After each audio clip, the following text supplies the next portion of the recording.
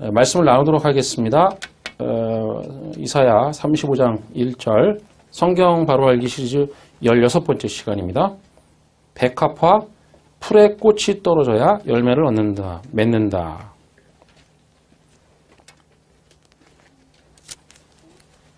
구약성경 1007페이지 이사야 35장 1절 말씀 한 절만 보도록 하겠습니다. 같이 봅니다. 광야와 메마른 땅이 기뻐하며 사막이 백합화 같이 피어 즐거워하며. 아멘. 성경에는 꽃에 대한 내용이 많이 등장합니다. 성경은 하늘의 진리를 설명하기 위해서 아래 것을 빌려 이야기한다는 것은 이제 여러분들이 꽤 익숙해지셨으리라 생각을 해요. 예, 그렇죠? 그러니까 하늘의 것을 설명하기 위해서 하나님이 이 땅의 것들을 차용해서 빌려가셔가지고 다시 하나님의 의도를 넣어서 이 땅의 것으로 다시 주시는 거죠. 예, 그런 개념입니다. 그래서 성경을 보다가 우리 눈에 이렇게 이미지가 그려지잖아요. 혹은 머릿속에서 뭔가가 보이지 않습니까? 예, 그러면 그런 것이 등장하면 이건 이 아래 세상에서 말하는 아래의 개념이 아니라 위의 개념으로 봐야 한다는 것도 조금씩 깨달으실 거예요. 그렇죠? 예를 들면 뭐 아버지, 어머니, 뭐 부모 얘기가 나온다든지. 그건 이 땅에 부모 얘기하는 게 아니라 그랬죠. 그건 알아서 하시라는 거죠. 오늘은 그래서 꽃에 대해서, 백합화에 대해서 좀 살필까 합니다. 과연 이 백합화를 통해서 성경이 무엇을 말하려고 하는지 그 촘촘하고 깊은 하늘의 말씀 속으로 들어가 보겠습니다. 성경은 하나도 그냥 쓰는 게 없어요. 방금 우리가 읽은 이사야 35장 1절을 먼저 해석을 하면서 시작을 해보겠습니다. 우리 성경에는 그렇게 써있지 않지만 히브리어의 원문에는 가장 먼저 나오는 단어가 기뻐하며라고 번역한 수스라는 단어예요. 여러분 제가 그 인용 구절에 올려놨어요. 이 수스라는 단어가 맨 먼저 나옵니다. 이 단어의 뜻은 여러분도 확인하시고 있는 것처럼 지금 읽으시고 계시죠? 무슨 뜻이에요? 빛나다라는 뜻이에요. 예. 거의 맨 앞에 나오는 뜻이 그 단어의 가장 바른 뜻일 가능성이 많아요. 틀릴 때도 있지만 그럴 땐 제가 말씀드리고요. 그러니까 이 단어가 백합화와 같은 단어라고 보시면 돼요. 이게 깊이 들어가면 어려워하시니까 제가 그 정도 설명하는데 이 단어가 나중에 나오는 백합화라는 단어와 같은 단어라고 보시면 돼요. 예. 백합화가 왜냐면 활짝 피면서 즉 꽃잎이 오므리고 있다가 그죠? 확 피어나면 빛이 나는 것처럼 된다고 해서 이 단어가 빛나다 이렇게 쓰는 거거든요. 그리고 광야가 나오죠. 광야. 이 원어 순으로 제가 말씀드리는 거예요. 예. 빛나다가 나온 다음에 광야가 나오거든요. 원어를 보시면. 그러면 그 미드바르라는 단어가 나오잖아요. 그 밑에 미드바르 넣어놨죠. 미드바르 나옵니다. 그래서 이 광야와 메마른 땅이라고 우리 성경에는 되어 있는데 사실 메마른 땅에서 땅이라는 단어는 원래 없어요. 언어에. 그러니까 그냥 사막 이런 뜻이에요. 땅이라는 말이 없고. 그러니까 이게 바싹 말랐다는 뜻입니다. 사막이 그렇잖아요. 그죠? 그러니까 광야나 메마른 땅이나 같은 뜻이에요. 이게 제가 여러 번을 설명했지만 이 광야, 미드바르라는 단어는 분해해서 해석을 해보면 여러분도 한번 거기다 한번 해보세요. 이 미드바르라는 단어를 분해해서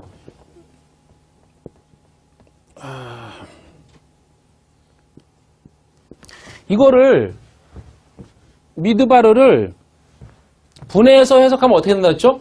이걸 자르고 요게 다바르라 그랬잖아요. 그렇죠? 예. 그래서 이게 진리 말씀이니까 말씀을 다바르로 말해줘. 아마르가 아니죠. 그죠? 다바르는 이 땅의 것으로 말해주는 걸 성경에서 다바르라고 한다고 했고 아마르는 하늘의 그 진리를 직접 말하는 거라고 그랬어요. 예. 그래서 성경이 그거를 구분하고 있거든요. 우리나라 성경은 그냥 말하다. 하나님이 말씀하셨다. 이렇게 그냥 말하는데 다바르로 말할 때가 있고 아마르로 말할 때가 있어요. 예? 아마르로 말할 때가 있어요. 이 두 가지로 말한단 말이에요. 근데 여기 미드바르는 뭐냐면 이 드바르라는 게 이게 다바르고 앞에 맴이 붙은 거예요, 이게. 히브리어로 말하면. 그러니까 진리를 다바르로 말해. 진리를 눈에 보이는 것으로 말해준다. 그런 말이에요. 그걸 광야라고 한단 말이죠. 우리가 광야, 사막 그러면 이 땅에서는 어떻게 생각하냐면 뭐 고비 사막, 사하라 사막 이런 것들을 떠올리지만 그런 개념이 아니란 말이에요. 성경은. 이스라엘에서 광야, 미드바르, 즉 말씀을 눈에 보이는 다바르로 말해주는 곳이 어떤 의미예요? 이게? 애굽에는 말씀이 없어요. 그렇죠? 제가 여러 번 말씀드렸는데 애굽에는 말씀이 없습니다. 하나님이 그냥 뭐만 했어요? 보여주기만 했죠. 네. 애굽은 그냥 하나님이 보여주기만 했어요. 눈에 보이게. 개구리, 파리, 뭐 종기, 우박 전부 보이는 것으로 줬단 말이에요. 말씀으로 주시지 않고 보여주기만 한 것을 뭐라고 하냐면 성경이 그걸 재앙이다 이렇게 말해요. 네.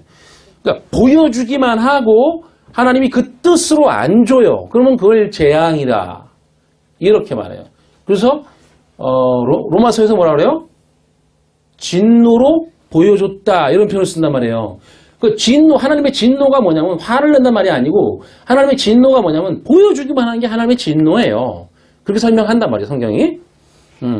자, 그래서 6월절의 양으로 예수 그리스도가 죽으셔서 이제 말씀을 들을 수 있는 미드바르로 광야로 나갑니다. 왜냐하면 미드바라는 단어가 진리를 다바르로 말해주는 곳이니까 예수의 죽음이 없으면 그 6월절 어린 양의 죽음이 없으면 말씀을 들으러 나갈 수가 없는 거예요. 그런 개념으로 써 있다고요, 성경이.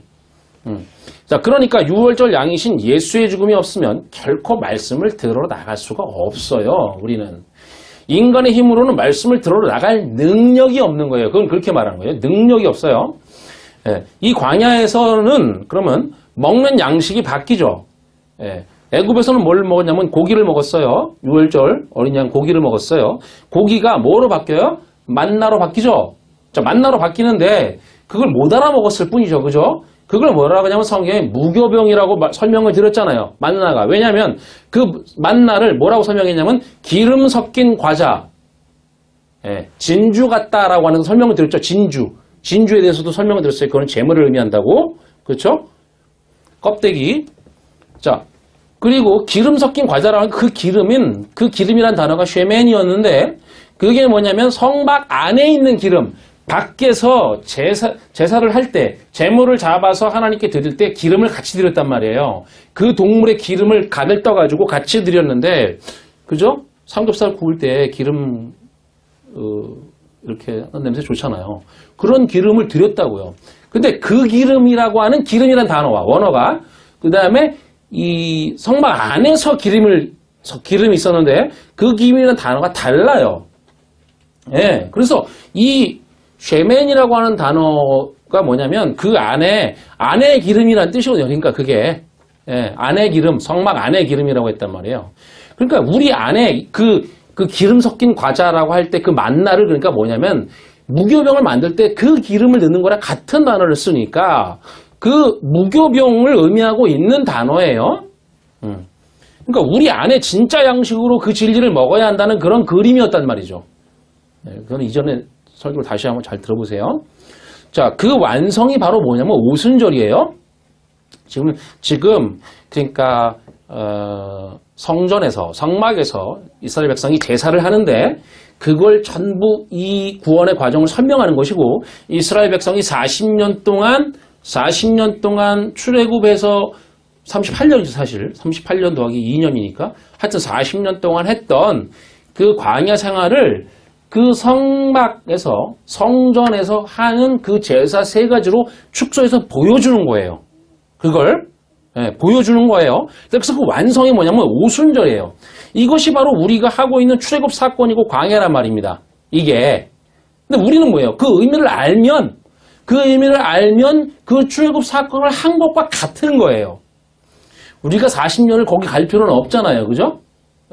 자, 이 광야 기간에는 우리가 약속이 돼서 가나안으로 들어가는 겁니다. 잘 보세요. 약속의 땅으로 내가 들어가서 내가 약속이 되는 게 아니고 이 광야라는 기간 속에서 내가 약속이 돼요. 그래서 가나안으로 들어가는 그림이란 말입니다. 왜냐면 가나안이라는 데도 아직까지 그 일곱 족속이 거기를 차지하고 있고 여전히 전쟁을 해야 되는 세상으로 들어가는 것과 비슷하단 말이에요. 그렇죠? 자, 그러니까 미드바르, 즉 말씀을 보이는 것으로 주는 그 기간을 통해서 우리가 그 보이는 걸 통해 주잖아요. 보이는 것을 주시는데, 보이는 것을 말씀을 주시는데, 그 보이는 걸 통해서 보이지 않는 것을 보면, 깨달으면, 즉 광야에서 진짜 하나님이 주시려는 그 하늘 양식을 먹는 거잖아요. 보이지 않는 양식, 그것을 먹어서 그 안에 진리가 되면 그 성전을 진리로 넘겨줘서 완성을 이루겠다는 그 언약이 성취가 되는 거란 말입니다. 그거 깨달으라고 성막밖에 주신 게 없으니까, 성전밖에. 그럼 내가 뭐예요? 언약이 돼요. 약속이 돼요. 내가. 예. 그렇게 가나안으로 가면 그게 약속의 땅인 거예요. 그러니까 가나안이 뭘 나를 만들어주는 게 아니라 광야에서 내가 이 땅에 보이는 걸 통해서 성전인데 그게 성전, 그 율법이죠? 그걸 통해서 그 하늘의 것을 깨달아 버리면 내가 약속이 되는 거예요. 왜냐하면 내 안에 진리가 돼버리니까. 그렇죠? 그래서 그거를 창세기 1장 1절에서 뭐라고 설명했어요? 그 언약을 뭐라고 그랬죠? 첫 번째 단어에서 베러시트라고 그랬죠? 그죠? 그게 무슨 의미였어요? 성전을 성전으로 시작해서 넘겨줘서 완성하는 거잖아요. 그 성전이 뭐냐면 율법이니까 그 율법을 우리 안의 것으로 넘겨서 완성한다 이런 그게 완성이 되는 거래. 거기가 어디냐면 미드바르예요. 광야라고. 이런 개념으로 설명을 하고 있단 말이죠. 즉 우리가 약속이 돼야 그 광야에서 약속이 돼야 그 땅이 진리의 땅인 겁니다. 그 약속은 뭐냐면 네 안의 진리로 넘겨줄게라는 게 약속이니까. 그래서 주님이 제자들에게 뭐라 그래요? 내가 너희에게 아버지의 것을 다 줬어. 그리고 너희를 다시 세상에 보낸다. 그죠? 그렇죠? 그리고 나서 그건 너희가 세상에 속하지 않았기 때문이야. 이렇게 말씀하시는 거란 말이에요. 왜요? 다 줬으니까. 안의 것으로. 그전에는 밖의 것, 성전, 율법으로 있었는데 그걸 안의 것으로 다 줬어요. 물론 성령을 통해서 주시죠. 줬으니까 다시 세상에 보낸다 그래요. 응? 그건 너희가 이제 세상에 속하지 않았다는 거예요. 세상에 속한 게 뭐죠? 여러분. 세상에 속한 게 뭐예요, 여러분? 네? 율법에 속한 거죠? 그럼 그게 뭐예요? 율법이 성전으로 줬으니까 성전을 보기만 해. 그쵸? 그게 뭐예요? 보이는 것만 붙잡고 사는 거. 그게 세상에 속한 거예요. 세상에 속했다는 것이 나쁜 짓 하고 이렇게 막 그런 거 아니고 그렇게 말하지 않고 성경은 보이는 것에만 붙잡혀 살아. 그게 단 줄 알고 살아. 그걸 세상에 속했다라고 말한단 말이에요. 성경으로 말하면 성전을 보이잖아요. 성전이 하나님이 줬잖아요. 그 보이는 것만 보고 살아. 그 안에 있는 진리로 깨닫지 못해. 그거를 세상에 속했다고 말한단 말이에요. 그런데 이제는 제자들이 뭐예요? 내가 그 성전을 통해서 내가 성전이니까 누구? 예수께서 성전이니까 나를 통해서 내가 그리스도가 되어서 성령이 되어서 너희 안으로 들어가서 내가 그 성전을 통해서 너희에게 다 깨닫게 했지 그 안의 것을. 그러니까 이제는 그 보이는 것에 보이는 건 예수 그리스도도 속한 거죠? 예수도 보이니까 보이는 것에 거기에 묶이지 않고 이제 그 안의 것을 깨닫게 해줄 거야. 보이지 않는 거. 그러니까 세상에 속하지 않았다 이렇게 말씀하시는 거란 말이죠. 그러니까 그들이 그 약속이 되면 그 안의 진리를 만들어주겠다는 그 약속이 되면 그들이 거하는 어느 곳도 약속의 땅이란 말이에요. 여러분이 가시는 어디든지 여러분의 진리가 되었다면 그러니까 그들이 약속이 되면 그들이 거하는 어느 곳도 약속의 땅이에요. 그러니까 여러분이 이 광야, 말씀을 보이는 것으로 주어서 그걸로 보이지 않는 것을 깨닫게 하시는 성령의 능력을 통해서 그 약속의 성취가 되지 않으면 그러면 계속 이 세상에 영향을 받을 수밖에 없는 거예요. 아무리 교회 가서 열심히 기도를 한다든지 전도를 많이 한다든지 뭘 해도 상관이 없이 이게 되지 약속의 성취가 되지 않으면 여러분들은 계속 흔들려요. 계속 세상의 영향을 받을 수밖에 없어요. 보이는 것에 끌려다니는 거기에 붙잡히는 삶의 영향을 받을 수밖에 없어요. 그걸로 나의 상태를 판가름 해볼 수 있을 거예요. 그러니까 이 세상을 살아갈 준비가 되어 있지 않은 것이죠. 계속 헤맬 테니까요. 자, 그러니까 광야에서 하나님이 눈에 보이는 것으로 준 것이 뭐예요? 그걸로 말씀해 주신 것이 미드바르니까, 예? 광야에서 하나님이 눈에 보이는 것을 준 것이 뭐냐 말이에요. 그걸로 말씀해 주신 것이 미드바르니까 다바르의 성격으로 말해 주심으로, 다바르의 성격으로 말해 주셨죠? 주님이, 예, 하나님이 눈에 보이는 걸로. 그러니까 광야에서 경험한 것이 뭐냐 하면은 그들이 눈에 보이는 것으로 준 게 뭐냐 하면 물론 성전이지만 성전뿐이 아니고 다 만나라든지 뭐 물이라든지, 그죠? 예, 무리바 물 사건 우리 봤잖아요. 물이라든지 뭐 메추락이라든지 이런 것들 전부 눈에 보이는 것으로 해주셨잖아요. 그래서 그걸 지금 계속 뭐 해줘요? 뭘로 지금 하는 거예요? 하늘의 의미로 계속해서 우리가 깨달아가고 있는 거잖아요. 그죠? 예. 그리고 2년째는 이제 2년째가 뭐냐면 이스라엘이 광야를 건너서 이제 가나안 땅에 건너가기 직전에 정탐꾼을 보내잖아요. 그때까지가 2년 걸려요. 2년이 걸리는데 못 들어가죠, 결국. 근데 그러고 나서 이제 결국 그때 성막을 주십니다. 그러니까 2년째 성막이 서는데 성막도 보이는 거잖아요. 그리고 대리자로 누굴 줘요? 모세를 주시죠. 다 뭐예요? 다 눈에 보이는 거라고요, 이게. 다. 그러니까 그걸 경험하는 거예요. 경험하는 거. 그걸 다바르라고 말하는 것입니다. 우리가 눈으로 보고 경험할 수 있는 거. 예. 이 다바르를 보고 진리를 배우는 곳이 뭐냐면 미드바르예요. 광야라고요. 성경에서 광야 그러면 하나님 쪽에서의 의도는 그 광야를 우리에게 베풀어서 그 광야라는 기간 동안에 진리를 깨닫게 되면 약속의 땅으로 들어간다고 말하는 것입니다. 지금 그러니까 그래서 광야 미드바르라는 말을 쓰는 거예요.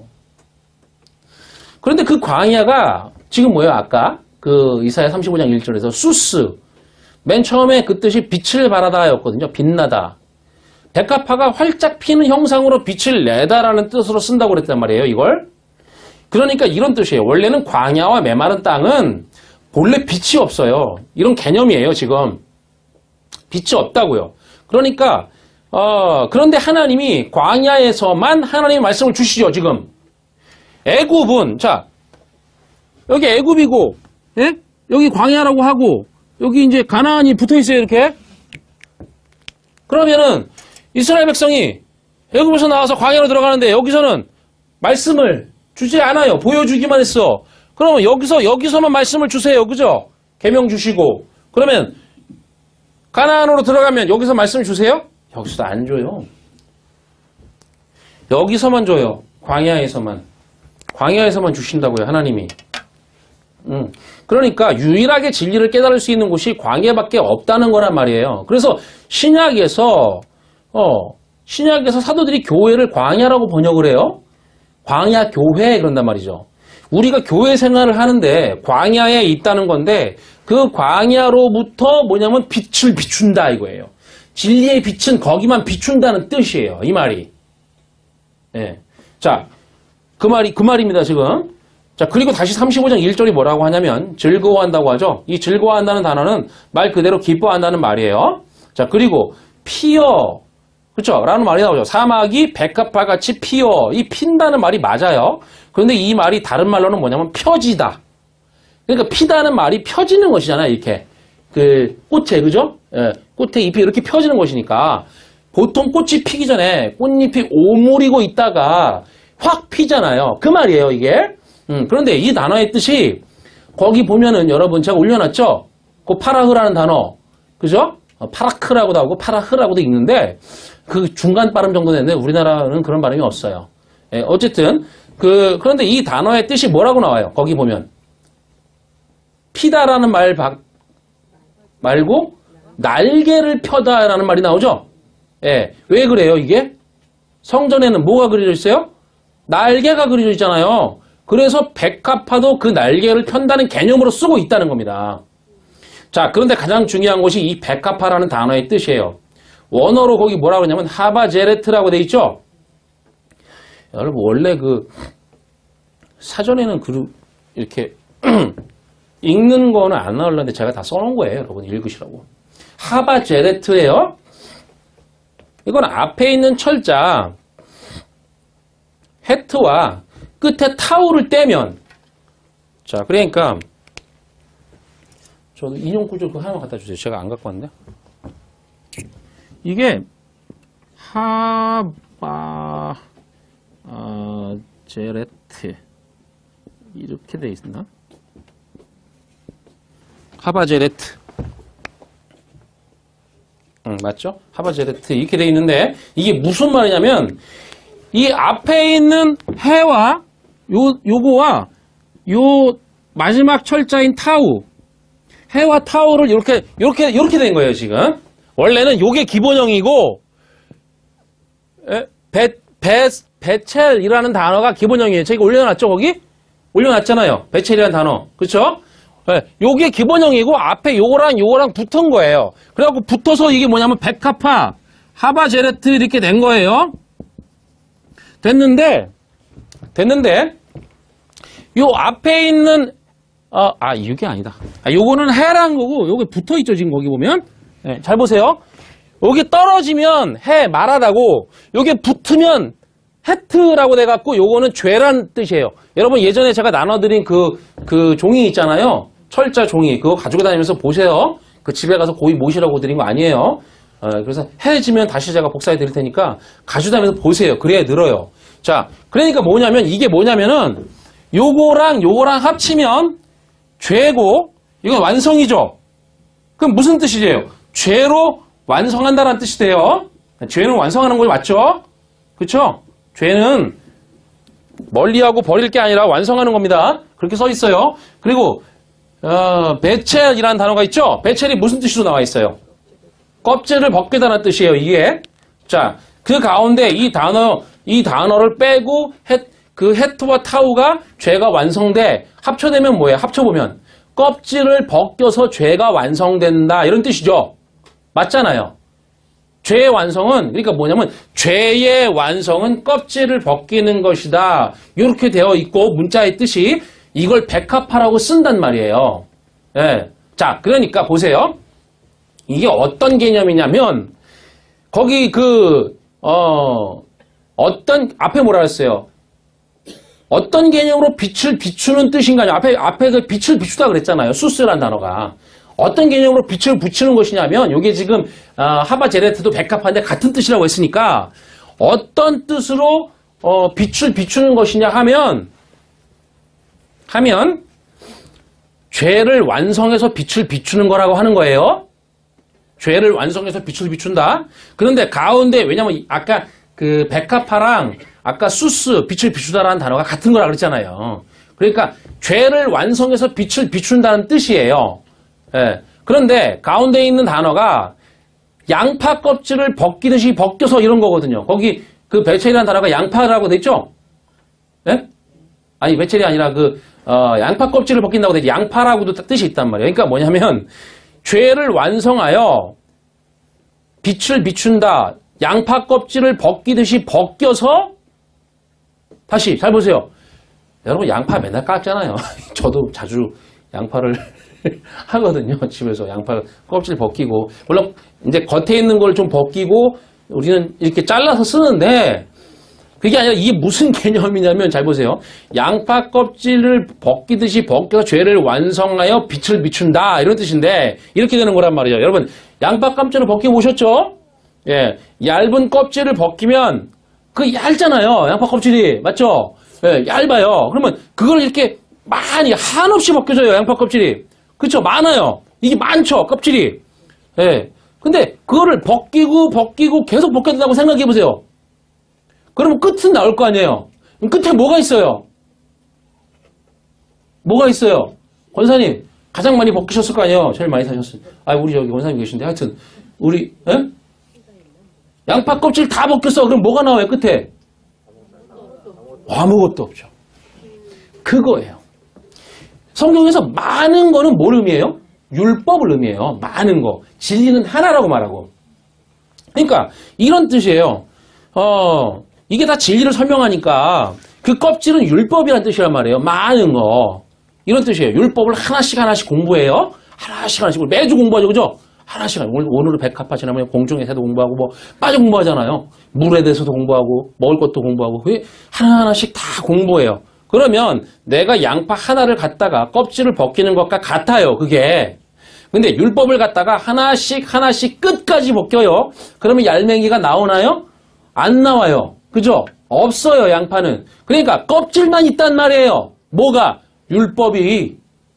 벗기다 보면 아무것도 없어요. 율법은 원래 그건 껍질이니까. 그걸 제가 알로도 설명을 드렸죠.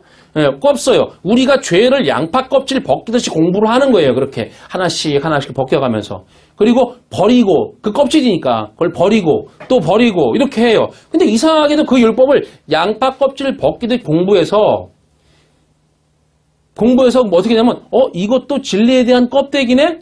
이것도 그 진리를 설명하는 껍데기네? 이렇게 하다가 결국 알맹이가 없어요. 그러면 이렇게 하다 보니까 마지막에 알맹이가 없네. 근데 그 알맹이가 내 마음에 생긴 거예요. 이런 의미예요. 이 개념을 백합화 개념으로 이해하는 것이라고요. 성전이라는 게, 그러니까 율법이라는 게 양파 같은 것이라는 겁니다. 껍데기라고요, 그게. 그걸 성경이 뭐라고 하냐면 그래서 텅 비었어 이렇게 말하는 거예요, 율법을. 예, 성전을 텅 비었어라 그러죠. 그거는 공간이 비었다는 말이 아니고 요 양파처럼 껍질을 벗기고 율법을 벗겼는데 결국엔 텅 비었어. 없어. 이런 의미라고요. 그게. 예, 그러니까 우리는 그 껍데기 가지고 공부하는 거예요. 지금. 그걸 뭐라 그래요? 눈에 보이는 다발이라고 말을 하는 거죠. 문자로는.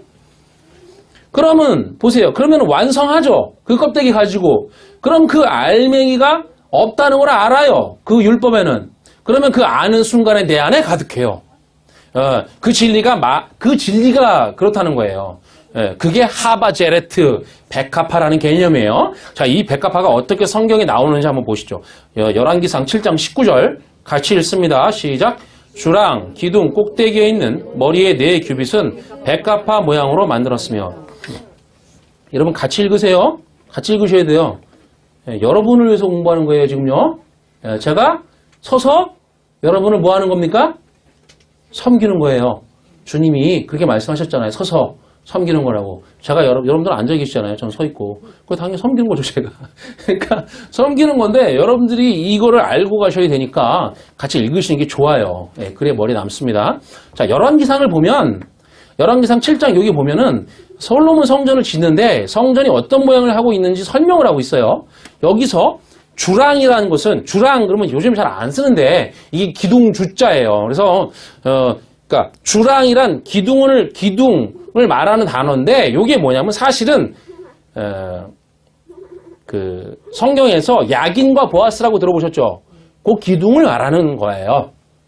그러니까 성전 현관이 있는데 그 앞에 기둥 둘을 만들었단 말이에요. 그 앞에다가. 그러니까 이게 뭐 솔로몬 성전이니까 성막이 없어지고 이제 성전을 지었어요. 누가요? 솔로몬이 지었잖아요. 다윗이 준비하고. 그렇죠? 다윗은 솔로몬으로 완성되는 거니까 그 말이에요. 자, 솔로몬이 그 성전을 지었는데 하나님이 지으라는 대로 지었어요. 근데 성전 현관이 있었는데 그 앞에 기둥 둘을 만들었어요. 이걸 주랑 혹은 옛날 말로는 낭실, 지금 말로는 현관, 뭐 테라스 이런 말을 써요. 근데 이걸 기둥이라고 해요. 이거 주랑이 있는 곳이 지금 그 현관에 있는 기둥이거든요. 그 기둥 꼭대기를 백합화 모양으로 이렇게 장식해서 만들었다는 거예요. 이 말이 지금. 그럼 이 기둥이 뭘로 보이죠? 이 기둥이 뭘로 보여요? 백합화로 보이겠죠. 예. 자, 산상수 말씀을 보세요. 마태복음 6장 28절 말씀입니다. 시작. 또 너희가 어찌 의복을 위하여 염려하느냐? 들의 백합화가 어떻게 자라는가 생각하여 보라. 수고도 아니하고 길쌈도 아니하느니라. 여기서 주님이 들의 백합화를 보라고 하세요. 그럼 이 들의 백합화는 우리의 개념으로 저 들판에 서 있는 핀 백합화를 보라고 하는 걸까요? 지금 그러면 우리는 어디 볼 수가 없네, 이놈의 백합화는. 그렇죠? 그렇죠? 지금 뭐 다 도시화되어 있고 없어요, 이런 게. 어떻게 봐요? 볼 수가 없는 건데. 그런 게 아니죠, 그죠? 아니에요. 성전에 있는 그 백합화를 뭐라는 거예요? 그 기둥이 백합화로 되어 있으니까. 이 들이라는 단어가 찾아보면 광야라는 단어거든요. 여러분, 광야는 어디를 뜻한다고요? 성전마당. 아, 역시 열심히 공부하시는 우리 권사님. 100점. 자, 성전마당을 의미한다고요. 이 뜰이라는 말, 이 광야라는 말은, 예, 그래서 거기서 그걸 마켓이다, 시장이라고도 말한다 그랬죠. 그래서 나의 율법을 팔고 하나님의 그 진리를 사온다, 이런 개념으로도 쓴다 그랬단 말이에요. 그 마당을. 예, 맞잖아요. 그죠? 주님이 이 산상수훈은 성전 마당에서 가르치고 있는 거예요, 지금. 다른 데가 아니라. 그러니까 광야는 바로 성전 뜰을 의미하니까, 그러니까 성전에 있는 그 백합화 봐라, 이런 뜻이에요. 이거는 우리만 못 알아듣지 걔네들은 다 알아들었어요, 제자들은. 그러니까 야긴과 보아스가 백합화로 보인단 말이죠. 이걸 유대인들은 다 알고 있었어요, 이 말을. 그래서 주님이 제자들 보고 야, 저 들에 있는 백합화를 봐라, 그러면 어디를 봐냐? 아마 제자들은 그 성전에 있는 백합화를 봤을 겁니다. 예. 예수님을 성경에서 뭐라고 그래요? 샤론의 꽃. 샤론이라는 단어가 무슨 뜻이냐면 광야라는 뜻이에요. 예. 그러니까 광야가 곧 성전 뜰이니까 성전 뜰에 핀 꽃, 성전의 꽃, 그 백합화, 성전이라는 곳에 있는 꽃, 그게 누구를 말하는 거예요? 예수 그리스도를 말하는 거라고요. 그건. 자, 요한복음 10장 22절부터 23절을 보세요. 같이 읽습니다. 예루살렘에 수전절이 이르니 때는 겨울이라 예수께서 성전 안 솔로몬 행각에 거니시니, 우리말로는 수전절이 되었다고 그러죠? 이게 뭐예요? 수전절이 뭐예요? 그러니까 이건 그런 말이 아니에요. 무슨 절기를 말하는 게 아니에요. 원어로 보면 그런 뜻이 아니에요. 이게 원어로 보면 어떻게 뜻이냐면 새로운 시대가 되었어. 예? 수전절이 새로운 시대가 되었어. 그리고 때는 겨울이라고 그러는데 이 겨울이 그게 아니고 비가 내려, 이런 뜻이에요. 물론 걔네는 건기와 우기가 있어가지고 그 우기라고 써놨는데 그게 비가 내린다는 뜻이거든요. 그러니까 새로운 시대가 됐어요, 이제. 왜요? 예수 그리스도가 오셨으니까. 예, 왜요? 그 전혀 모르던 그 율법을 이제 뭘로 설명해줘요? 하늘의 것으로 설명해주는 새로운 시대가 됐죠? 예, 됐는데 그래서 비가 내려. 비가 뭐예요? 진리죠? 말씀? 그래, 하늘에서 이게 내리는 거예요, 이제. 내리고 있어. 그런 의미로 썼다고요, 지금. 누가? 요한이 그렇게 썼어요. 그리고 나서 23절이에요. 23절이 뭐예요? 여기서 예수께서 거니시니 그랬죠? 솔로몬 행각에서 거니시니. 여기서 다니다, 거닐다는 의미로 써 있는데, 이건 그런 뜻이 아니고, 이거 사전을 찾아보면, 성경 사전을 찾아보면, 살다라는 뜻이에요, 살다. 주님이 솔로몬 행각에 사셨다는 거예요. 그거예요? 거기 살아요? 어떻게 살아? 살 수는 없지. 개념이 그렇다고요, 지금. 예, 개념이. 이해하시죠? 예. 새로운 시대가 되었고 비가 내려요. 말씀이 하늘의 진리로 지금 내린다는 거예요. 이 땅의 것밖에 모르는 인생들에게 하늘의 것으로 주님이 설명을 해주시고 계세요. 새 시대가 됐어요. 그때 주님이 솔로몬 행각에 있어요. 자, 그럼 행각이라는 단어가 거기 뭐예요? 스토아라는 단어죠. 그죠? 무슨 뜻이에요? 주랑, 현관이라는 뜻이라고요, 그게. 그러니까 어디 계시다는 거예요? 아까 거기 그 주랑 야긴과 보아스, 성전의 현관에 있는 두 기둥, 거기에 계신단 말이에요, 주님이. 예. 야긴과 보아스는 두 기둥이 있었고, 그죠? 그 기둥이 뭐로 보인다고 했어요? 백합화로 보인다 그랬단 말이에요. 그게 누구예요? 예수 그리스도라는 백합화 꽃이란 말이에요. 샤론의 꽃. 거기에 피어버린 거예요. 자, 그림으로 설명해 보겠습니다. 아, 친절해라. 자, 그림 보여주세요. 제가 거기 그림도 올려놨죠? 자, 이 그림인데, 첫 번째 그림이 이 그림이에요. 이게 성전에, 자, 이게 성전의 단면도예요, 지금 이게. 여기가 지성소고, 여기가 성소예요. 자, 이게 딱 그려놓은 건데, 여기 물두멍이에요. 요게, 이따 나올 텐데, 요걸 놋바다라 그래요. 바다라고도 하는데, 놋바다. 예. 근데, 요렇게 현관이 되어 있어요. 요렇게 요걸 지으라 그랬어요. 예. 하나님이 요 현관을 만들고 요게 약간씩 그림이 달라요. 근데 어쨌든 요게 현관이고 요게 성소고 요게 지성소로 들어가게 돼 있는데 여기에 이 그룹들을 그려놓으니까 이렇게 그려놨는데 무시무시하게 그려놨는데 이런 거 아니야. 이런 거 잘못 그렸고, 여기 보면은 요 두, 기둥을 세워놨는데 이게 뭐냐면은 야긴이고 여기 오른쪽에 있는 게, 요 안에서 볼 때 오른쪽이죠. 여기 야긴이고 요게 보아스예요. 근데 위에 이렇게 막 치장되어 있죠. 요게 뭐냐면은, 백합화 모형으로 되는 거예요. 다음 그림 보여주세요. 다음 그림.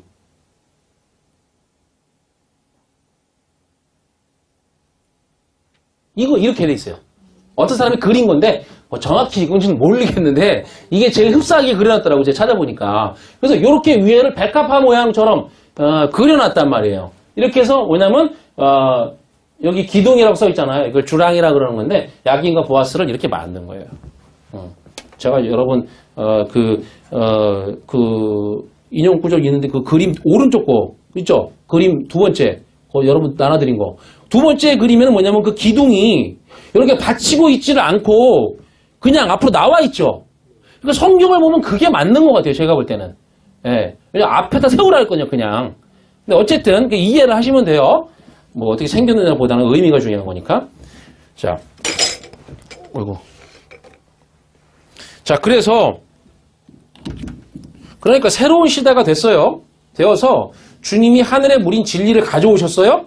그때 성전의 두 기둥, 즉 백합화 사이에 계시는 그림이니까 꽃이 만발하게 피어서 이 땅에 빛을 비추는 그림인 거란 말이에요. 이게 빛을 비추다. 아까 처음에 주님이 빛이잖아요. 그렇게 꽃이 이렇게 확 피는 거를 빛을 비추다라는 개념으로 했기 때문에 주님이 거기 가서 내가 이 야긴과 보아스의 그 백합화의 완성이야 라는 걸 보여주시면서 이 새 시대가 됐어. 하늘로부터 진리가 내리는 거야. 내가 가지고 왔잖아. 이렇게 하시면서 그 빛을 확 비추는 그 그림이란 말이죠. 이게 바로 샤론의 꽃, 광야의 꽃, 성전의 꽃이신 주님을 말하는 것입니다. 즉 주님이 주랑에 계셨다는 것은 꽃이 만발하게 피었다는 말이에요. 자, 광야의 백합화를 봐라 그랬을 때 제자들은 주랑에 주조되어 있는 이 백합화 꽃을 봤을 겁니다. 그런데 예수로 보진 못했을 거라는 거예요. 그들도 성전에 있는 그걸 봤겠죠. 그들이. 예, 성취적 개념의 백합화, 예수 그리스도라는 백합화로는 못 봤을 거라는 말이죠. 그런데 야긴과 보아스의 뜻이 뭔가 하면 야긴은, 오른쪽에 있는 야긴은 그가 세우실 것이다고, 보아스는 그 안에 능력이 있다예요. 여러분 뭐가 능력이에요? 교회에서 능력 좋아하잖아요. 능력 받으라고. 예? 막 능력 받으라고 막 이런 막 이러더라고. 뭐 장풍 싸요 어디? 그런 게 아니야. 뭐가 성도의 능력입니까? 그가 세운다. 야긴의 뜻이 그가 세우실 것이다. 뭘 세워요? 그가 죽으시고, 그죠? 백합화인 그분이 떨어져 죽고, 꽃이 이제 나오는데 그 의미가. 꽃이 떨어져 죽고, 그러면 뭐가 돼요? 우리 안에 그 진리가 들어와 열매를 맺죠? 그게 능력이라고요, 그거. 내 안에 있는 게 능력이라고요. 응? 진짜 성취된 진리의 성전을 세우시잖아요. 그것이 그 안의 능력, 진짜 능력이라고요. 그것을 뭐라고 그랬죠? 두나미스. 이렇게 표현했죠? 그 능력. 두 가지 능력으로 설명했잖아요. 예. 이게 무슨 뜻이에요? 이제 그 밖의 성전, 내가 열심히 섬기던 그 보이던 것, 그 율법이 다 파괴되고 내 안에 그 진리가 완성이 된 그것이 능력이라는 거예요. 예. 왜요? 여러분 잘 보세요. 제가 수요일에도 설명을 한번 했는데, 성경 공부 때, 내 안에 있는 그 진리를 이렇게 차서 이제 그거를 자랑할 수밖에 없다고 말하는 게 성경의 개념이거든요. 자, 그거를 그러면 말해. 그거를 성경이 전도라고 말해요. 밀어난 것이라고. 왜? 내가 알았지만 결국은 이 땅의 것으로 로고스로밖에 말 못해요. 밀어난 건데 하나님이 거기 밀어나지만 의도된 진리가 내 안에 있기 때문에, 의도되어 있어야 돼요. 되어 있는 거 있기 때문에 성령의 역사예요. 자, 그럼 이걸 받아들이면 그건 어떻게 된 거예요? 진리를 받아들였으니까 산 거죠. 근데 거부하면 어떻게 돼요? 그 사람은 죽죠. 생명이 없는 거죠. 죽어 있는 거지 사실은. 예. 그러니까 내가 전하는 그 복음 속에 뭐가 돼 있어요? 생사 여탈권이 들어있다고요. 그래서 주님이 뭐라 그래요? 너희들이 나보다 더 큰 일을 할 거야. 왜요? 주님은 로고스로밖에 전하지 못했기 때문에 주님은 사람을 구원을 못해요. 왜요? 그리스도가 오셔야만 구원이 돼요. 물론 그것도 주님이 하시는 거지만 이 땅에 보이는 육체로는 예수께서는 사람을 구원하지 못하는 거예요. 그리스도가 와야만 해요. 내 안에. 예? 이해하시겠죠? 그러니까 크게 보면 주님이 구원하시는 거지만 자세히 보면 그 육체로는 왜냐면 예수는 율법이니까 어떻게 구원하냐 말이에요. 예, 그런 거라고요. 그게 능력이라고 해서 우리에게 어마어마한 능력이라고요. 이게 여러분이 난 전도를 못해요. 그런 게 아니라 이 복음이 내 안에 차면 이걸 전할 수밖에 없어요. 힘들어. 왜냐면 그 진리를 몰라서 세상 것만 말하는 자들의 삶이 너무 안 돼 보여.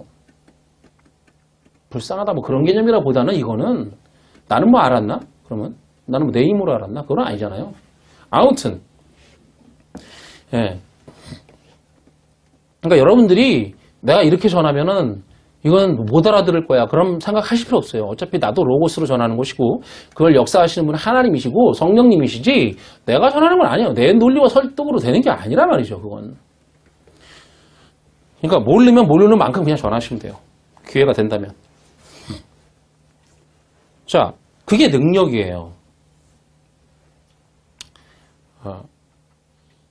그래서 이 세상에서는 기도해서 병 고쳤다, 기도해서 사업이 잘 됐다, 뭐 기도해서 자식이 성공했다, 전부 이런 것들 천지인데 이런 걸 천지 삐까리라고 그러죠.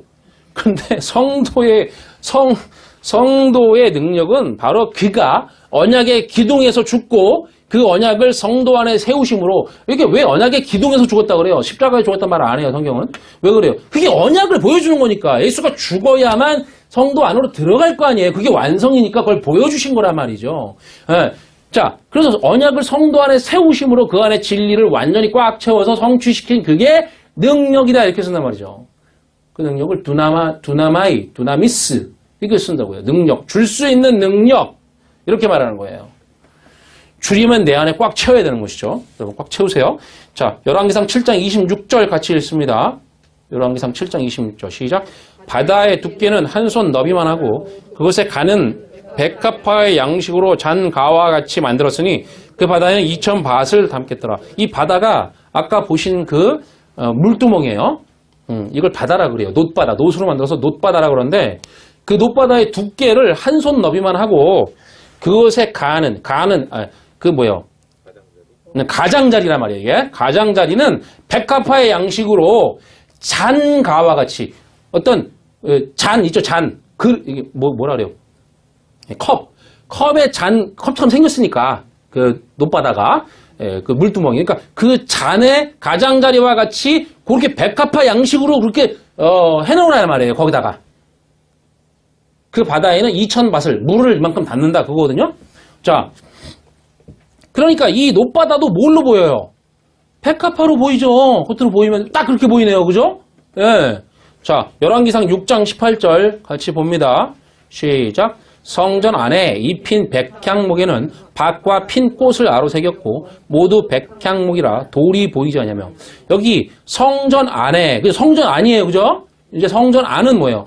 밭과 핀 꽃. 밭이 뭐냐면 봉우리라는 말이고 핀 꽃은 백합화를 말해요. 이게. 그러니까 성전 안에도 전부 백합화를 새겼다고요. 자, 그 다음에 열왕기상 6장 29절로 보세요. 같이 봅니다. 내 외소 사방 벽에는 모두 그룹들과 종려와 핀꽃 형상을 아로새겼고 여기 내 외소라는 게 뭐예요? 내소는 지성소고 그죠? 그 다음에 외소는 성소죠. 예? 거기 사방 벽에 모두 다 그룹들과 종려나무가 뭐예요? 이게 감람나무와 핀꽃 형상, 이게 백합화죠? 그것을 아로새겼단 말이에요. 자, 아까 다음 그림 보여주세요. 자, 그러니까 이게 뭐냐면, 이렇게 돼 있단 말이에요. 아까 그 그림을 제가, 확대한 건데, 오늘 바쁘네.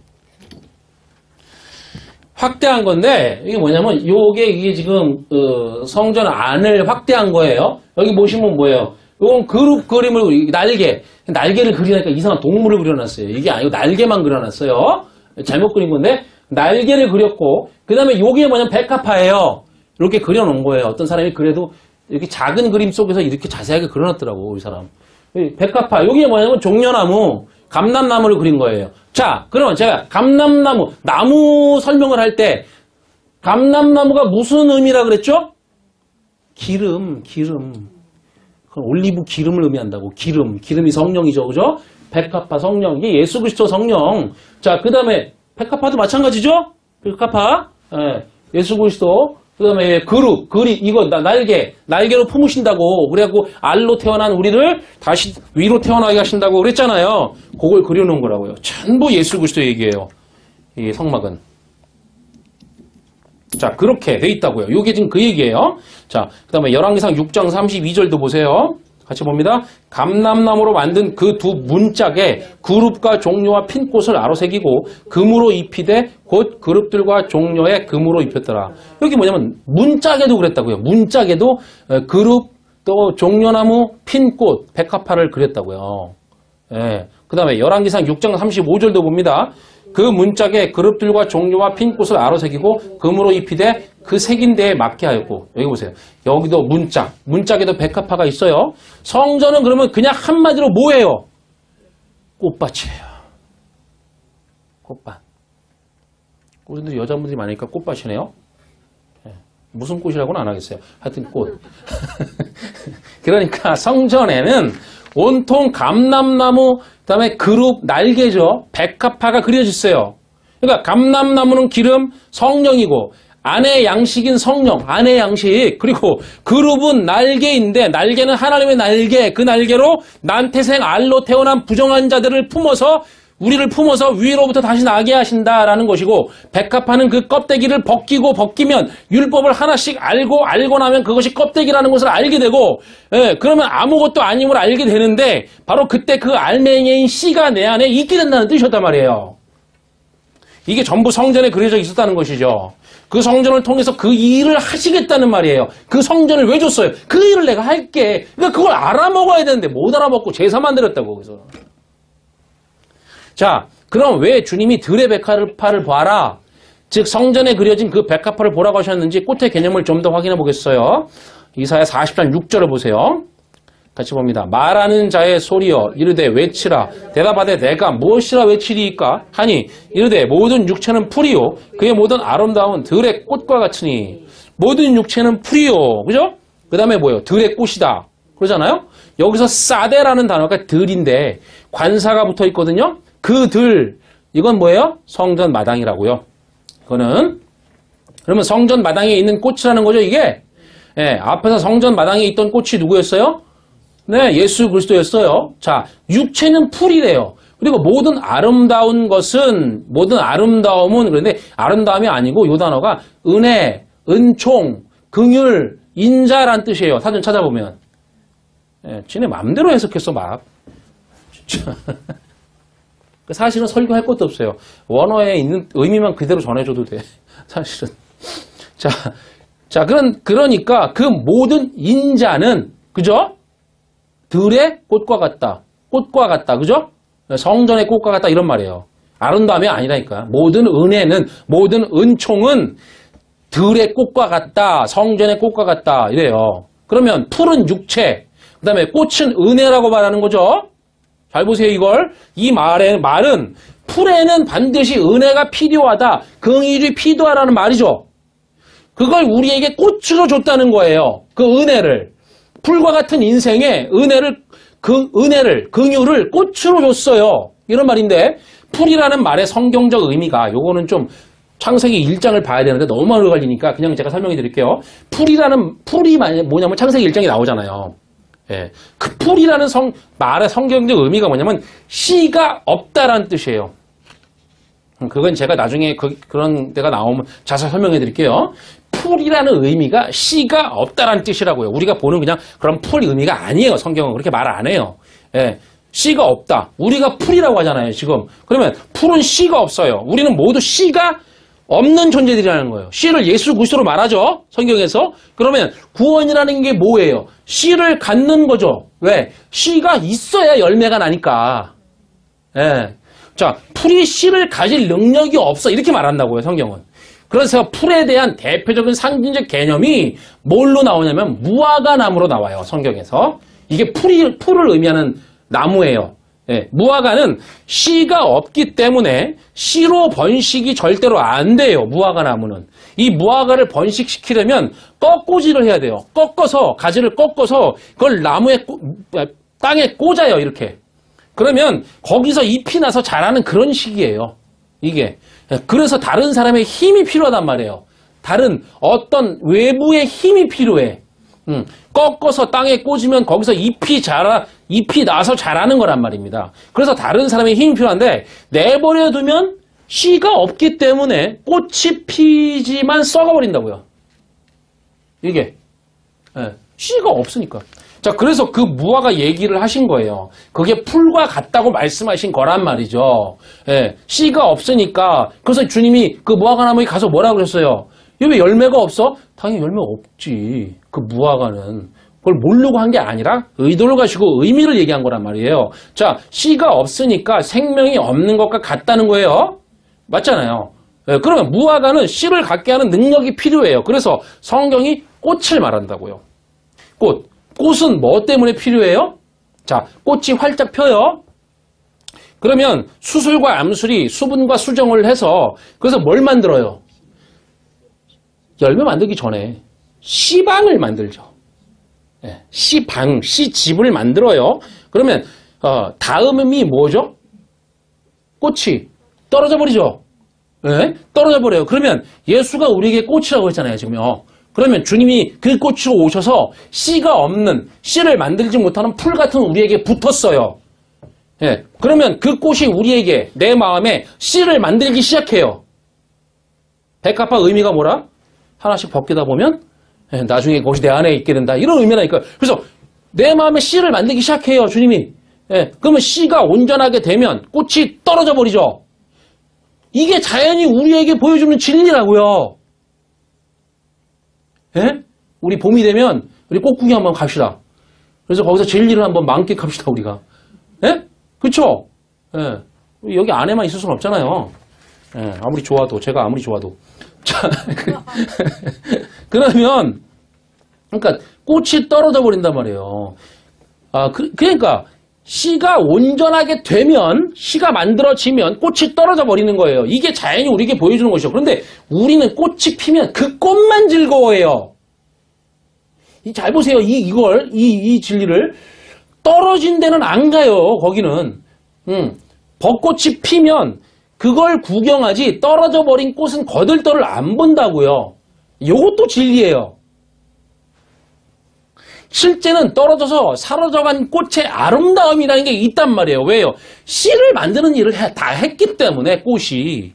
그래서 떨어진 거란 말입니다. 예수님도 꽃으로 와서 우리 안에 씨가 될 수 있는 내용을 다 말해줬죠.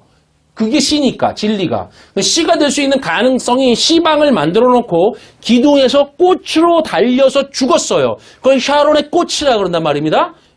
예수께서 제자들에게 드레핀 백합화를 봐라. 그럼 예수를 봐야 정상이죠. 그렇지만 그들은 깨닫지 못했기 때문에 제자들은 성전을 봤을 거예요. 성전이 백합화로 물들어 있으니까. 근데 그 꽃은 예수인데 씨가 없는 우리에게 꽃으로 왔고 꽃의 역사는 씨가 되게 하는 능력을 주는 것이란 말이에요. 그 능력을 주면 떨어져 버리는 거예요. 여러분, 예수의 은혜는 은혜라고 그랬죠. 그 꽃이. 은혜라고 그랬잖아요. 아까 은혜. 그 은혜가 뭐예요? 떨어지는 거란 말이에요. 십자가, 그 기둥에 꽃으로 달려서 그분이 떨어져야만 우리 안에 씨가 맺혀요. 근데 왜 아직도 그 십자가에 그 꽃을 붙여놓고, 영원히 사그러들지 않아, 그놈의 꽃은. 떨어져야 내 안에 씨방이 생기고 씨가 맺히는데, 그거를 기둥에 달아놓고서는 안 떨어뜨려. 뭐예요? 거기다가 살충제를 치나? 박제를 시키나? 조화를 갖다가 만들어 달아놓고서는 절대 안 떨어뜨려, 거기에서. 그러면 어떻게 내 안에 그 씨가 맺히냐 말이에요. 그걸 믿고 있는데. 이 개념이라고 말해주고 있단 말이에요. 제 말이 아니라고요, 이건.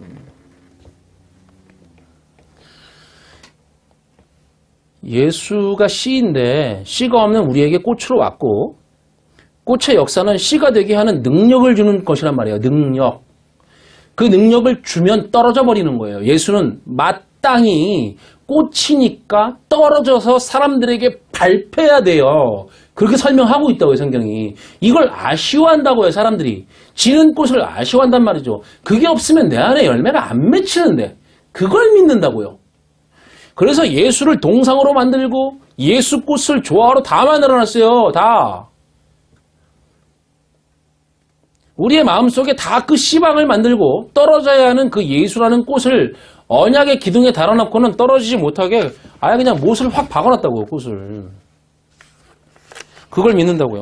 그래서 그 말씀이 이사야가 그 풀에게 있을 은혜가 꽃이다 이렇게 말하는 거예요. 꽃이 은혜라는 말이 아니라 그 꽃의 역사가 은혜라는 말이에요. 그걸 알아야 한다고요. 그 꽃의 역사를 알아야지 믿어버리면 어떻게 해요, 그걸. 은혜가 되려면 그게 내 안에 되어야 하는 거죠. 그게 은혜라면서요. 은혜가 되려면 내 안에 씨가 생겨야지 은혜지. 그 기둥에 달린 백합화 꽃을 은혜라고 그러는 게 아니란 말이죠, 지금요. 베드로전서 1장 22절부터 25절을 보십시오. 너희가 진리를 순종함으로 너희 영혼을 깨끗하게 하여 거짓이 없이 형제를 사랑하기에 이르렀으니 마음으로 뜨겁게 서로 사랑하라. 너희가 거듭난 것은 썩어질 씨로 된 것이 아니요 썩지 아니할 씨로 된 것이니 살아있고 항상 있는 하나님의 말씀으로 되었느니라. 그러므로 모든 육체는 풀과 같고 그 모든 영광은 풀의 꽃과 같으니 풀은 마르고 꽃은 떨어지되 오직 주의 말씀은 세세토록 있도다 하였으니 너희에게 전한 복음이 곧 이 말씀이니라. 아, 이제 느낌 오세요? 예, 그렇게 오는 거예요. 그렇게 제가 말 안 해도 이렇게 예? 그 뭐라 그러죠? 이심전심으로 오는 거예요. 자, 그럼 저는 설명을 해야겠죠. 자, 한 절씩 보세요. 22절. 너희가 진리를 순종함으로 너희 영혼을 깨끗하게 하여. 근데 순종함이 아니에요. 순종함이라는 뜻이 아니라 이게 사전을 보면 진리를 아래의 것으로 들었다 이런 말이에요. 이 말이.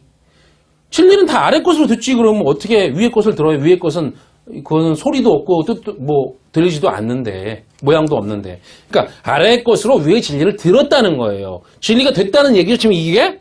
자, 23절. 너희가 거듭난 것은 썩어질 씨로 된 것이 아니요 썩지 아니할 씨로 된 것이니 살아있고 항상 있는 하나님의 말씀으로 되었느니라. 썩어질 씨가 뭐예요? 그러면요.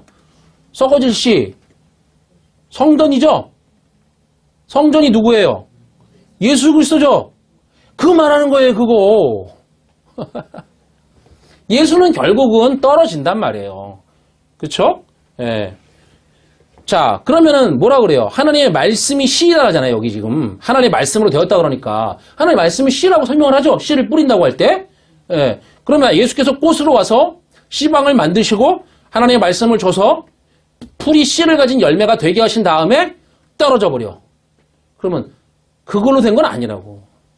자, 그러므로 24절 모든 육체는 풀과 같고 그 모든 영광은 풀의 꽃과 같으니 풀은 마르고 꽃은 떨어지되. 그러므로 라고 했죠. 이게 즉 이것 때문에 이런 뜻이에요.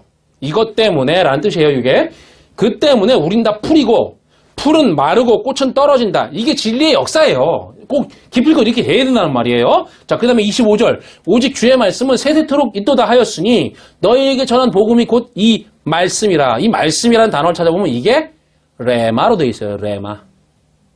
네. 레마.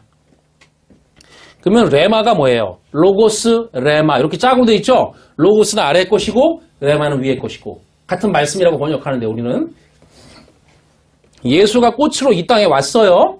성전도 꽃이죠? 즉 성전인 예수가 우리에게 씨를 준다는 거예요. 그게 뭐냐면 레마가 앞에 관사가 붙어서 호레마. 그 말씀, 그 진리 이래요. 예. 그러니까 뭐야? 예수가 왜냐면 위에서 뭐라요? 풀은 마르고 꽃은 떨어져 버려. 그렇죠? 예. 꽃은 떨어지면 뭐 우리에게 뭐가 생기냐면 그 진리, 하늘적 그 진리가 내 마음에 생겨요. 이렇게 되겠죠 말이에요. 예. 그게 호레마라고 썼다고요. 진리. 로고스는 그럼 뭐예요? 그러면 로고스는 뭡니까 여기서? 예. 풀은 마르고 꽃은 떨어진다. 그리고 호레마, 그 말씀이다. 이렇게 되어 있는데 뭐가 로고스예요?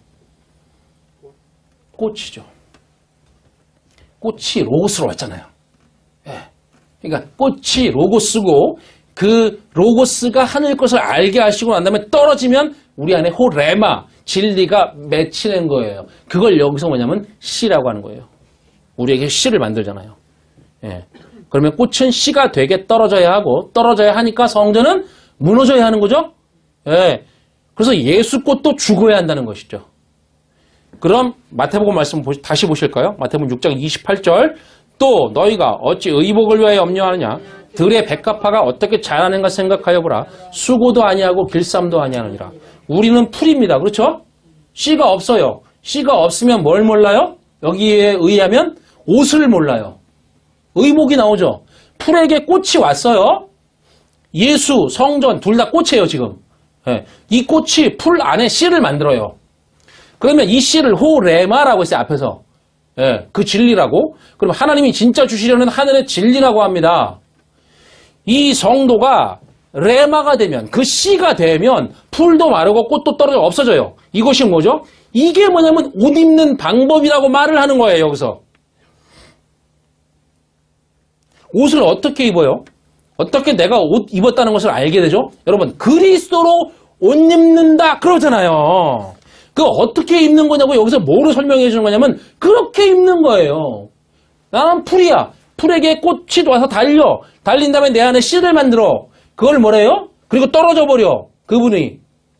그렇죠? 그거를 뭐냐면 그게 옷 입는 거야. 이렇게 말을 한다고요. 그 레마의 말씀이 내 안에 있으면 옷 입었다 이렇게 말하는 겁니다. 백합화가 어떻게 자라는가? 여기서 이게 뭐냐면 백합화가 어떻게 자라는가 생각하여 보라가 아니고 완전히 배워라 이런 뜻이에요. 완전히 배워야 된다고요. 어떻게 자라는지. 왜요? 꽃이 어떻게 자라요? 씨로 자라죠? 꽃은 씨가 되게 만들죠? 그게 꽃이 자라는 순서란 말이에요. 순서. 꽃이 씨가 되게 만들고 떨어져 버리죠? 그렇게 씨가 돼가는 거, 그게 꽃이 자라는 순서예요. 그래서 어떻게 자라는가 완전히 배워라. 이렇게 말하는 거예요.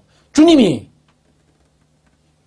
이 말을 제자들에게 가르친 건데 예수라는 꽃이 어떻게 자라가나 하면 너희 안에 씨가 있게 함으로 자라는 거라고 말씀하시는 거죠.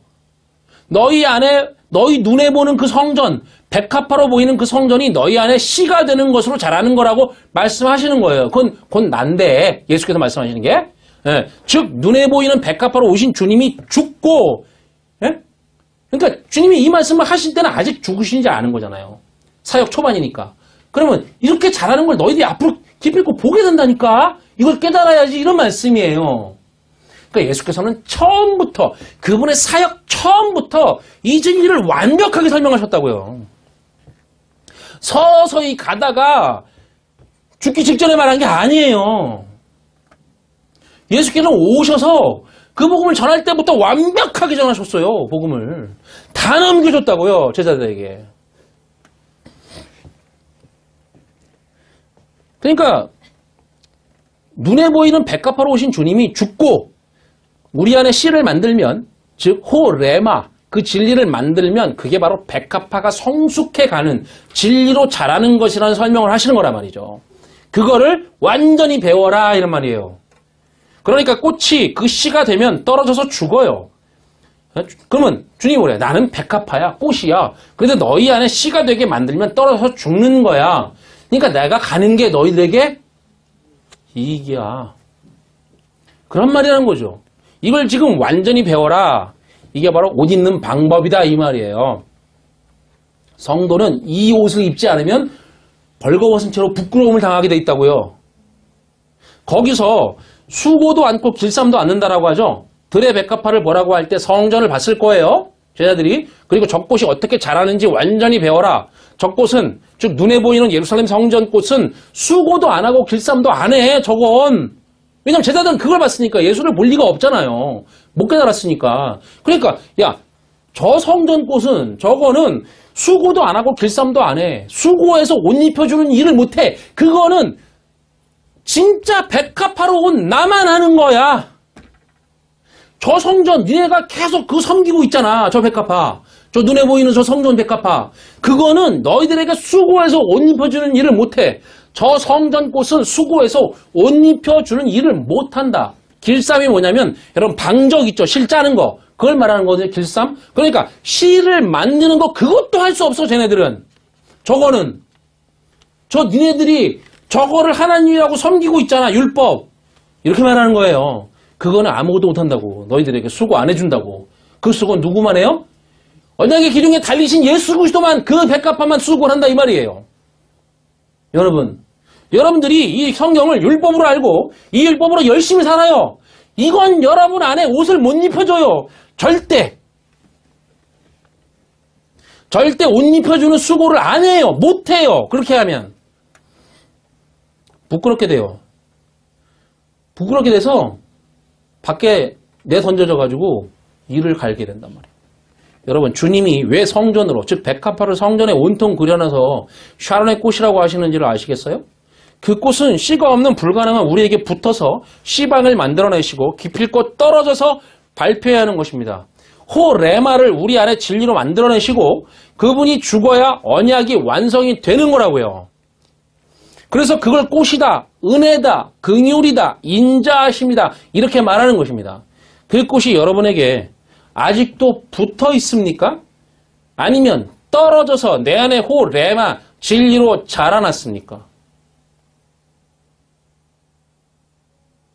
각자가 깨달으셔야 돼요.